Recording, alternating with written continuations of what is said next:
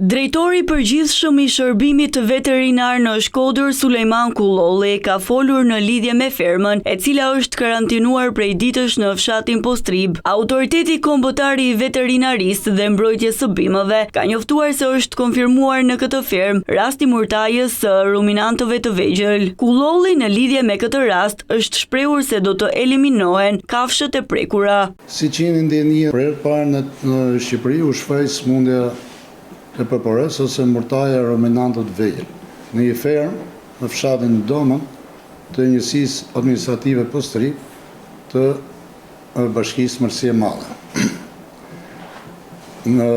Kjo smundje u shfaq ose u njoftuam nga fermeri në datën 3/5 dhe shërbimi veterinar ka vajtë një atje ku ka marrë gjithë masa sipas ligjit dhe planit kontingjencë për këtë smundje. Sot bëhet eliminimi i këtyre krerave në fermë dhe bëhet disinfektimi i fermës dhe ngrit grupet e punës për monitorimin e zonës 3 dhe 10 km. Ndërkohë ka dalë dhe urdhri i ministrit, i cili ndalon lëvizjen e këtyre kafshëve në territoret marrëna zonës 3 dhe 10 km që i bie Bashkia Shkodër dhe Bashkia Mërësisë Madhe, ku nuk lejohet lëvizje e kafshëve. Ndërkohë në këtë janë dokuar lëvizje e kafshëve në përtregje, në përthertore, në mënyrë që ndikojnë ose të parandalojnë përhapjen e mëtejshme të smundjes.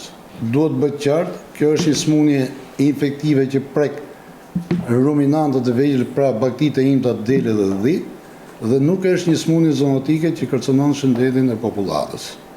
Pra, nga monitorimi i zonës dhe i gjithë rajonit të Shkodrës, nga shërbimi veterinar, kishim një indicje dje, me datën 4/5, dhe grupi i veterinarëve të shërbimit dhe të kontrollit të sektorit veterinarisë Shkodër u paraqitën në fermë, ku nga vizita në fermë, ato nuk konstatuan shenja të kësaj smundje dhe ferma nuk paraqiste nga ana shëndetësore asnjë problem.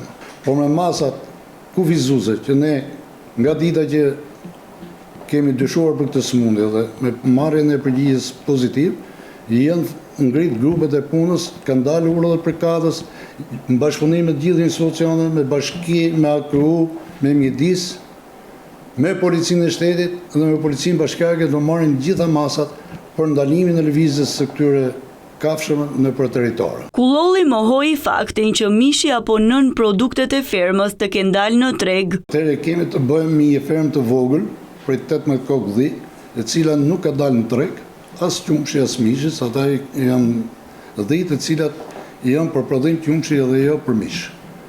Dhe nuk ka dalë as një pikë qumësht dhe as mish për në treg ose në fabrikat e përpunimit. Sigurisht që shërbimi veterinar ushton her pas here kontrole edhe nuk ka